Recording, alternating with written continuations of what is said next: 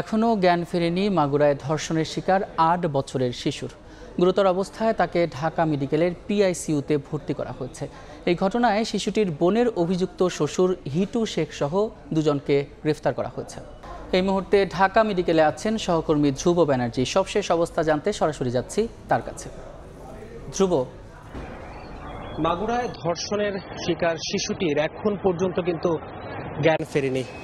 এখানে এখন ঢাকা মেডিকেল কলেজে তাকে পিআইসিইউ অর্থাৎ পেডিয়াট্রিক আইসিইউতে রাখা হয়েছে এবং তার যে শারীরিক অবস্থা, সেই শারীরিক অবস্থার এখন কোন পর্যন্ত উল্লেখযোগ্যভাবে বলার মতো তেমন কোনো উন্নতি কিন্তু হয়নি। এবং তার যে স্বজনরা রয়েছেন, যে স্বজনরা কিন্তু আমাদেরকে জানিয়েছেন যে গতকালকে রাতে যেমন অবস্থা ছিল এখনও ঠিক তেমনটা অবস্থায় তার রয়েছে।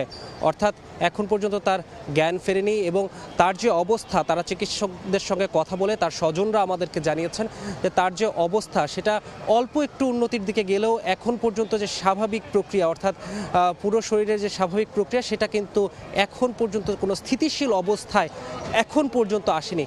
আমি একটু জানিয়ে রাখি, এই শিশুটি দিন কয়েক আগে তার যে বোনের বাড়ি মাগুরাতে সেখানে বেড়াতে আসেন এবং সেখানে এসে কিছুদিন থাকার পর গতকালকে রাতে মূলত বোনের যে স্বজনরা রয়েছেন, বোনের শ্বশুর দ্বারা মূলত ধর্ষণের শিকার হন এবং এরপরই তাকে কিন্তু জরুরি ভিত্তিতে সেখানকার যে স্থানীয় হাসপাতাল রয়েছে সেই স্থানীয় হাসপাতালে নিয়ে যাওয়া হয় এবং সেখানে যখন পরিস্থিতি তার ক্রমাগত অবনতি হতে থাকে, তারপরে তাকে উন্নত চিকিৎসার জন্য তাকে ঢাকা মেডিকেলে নিয়ে আসা হয় এবং প্রথম অবস্থায় এখানে যে ওয়ান স্টপ সার্ভিস রয়েছে তাকে ওয়ান স্টপ সার্ভিস সেন্টারে নিয়ে যাওয়া হয় এবং সেখানে প্রাথমিক চিকিৎসা দেওয়ার চেষ্টা করা হয় এবং যখন এখানেও দেখা হয় তার এখানে সার্বিক চিকিৎসা এবং তার পরিস্থিতি আরও বেশি অবনতির দিকে যাচ্ছিল, তখন তাকে মূলত পিআইসিইউতে স্থানান্তর করা হয়।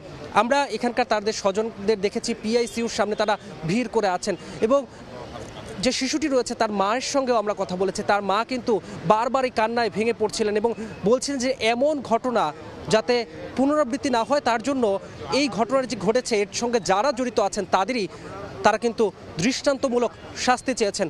এবং আরেকটা কথা স্বজনদের পক্ষ থেকে আমরা জানতে পেরেছি, সেটা হচ্ছে শিশুটিকে শুধুমাত্র যে ধর্ষণের চেষ্টা করা হচ্ছে সেটা কিন্তু নয়, ধর্ষণ করা হয়েছে তা নয়, তাকে কিন্তু হত্যা চেষ্টা করা হয়েছে।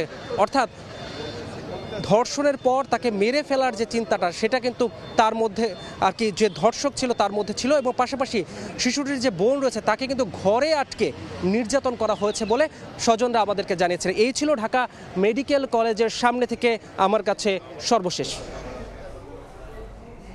ঢাকা মেডিকেল থেকে সরাসরি যুক্ত ছিলেন সহকর্মী ধ্রুব ব্যানার্জি।